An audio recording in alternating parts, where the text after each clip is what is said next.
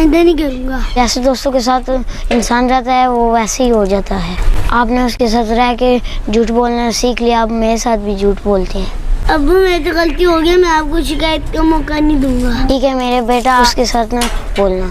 ठीक है अब्बू जान। कल अली के साथ गेमों में गया था, बड़ा मजा आएगा आज। फिर अब अली को लेकर जाऊंगा दूसरे दोस्त के पास, मोटरसाइकिल में झूले खाएंगे। मैं नुमान। क्यों आए नुमान? खेलने के लिए। अब्बू मुझे मना करता है आपके साथ खेलने को। अब्बू ने क्या किया है? अब्बू ने मना किया है। हाँ अब्बू मुझे मना करते हैं। आपने अब्बू को क्यों बताया? उनके दोस्त ने बताया उनको। अच्छा, ये तो बहुत गलत हो गया। ऐसा करते हैं, आज हम गेमों में नहीं जाते, दूसरे दोस्त के पास जाते हैं, मोटरसाइकिल में झूले खाएंगे। हाँ मोटरसाइकिल, फिर तो बहुत मजा आएगा। चलो चलते हैं।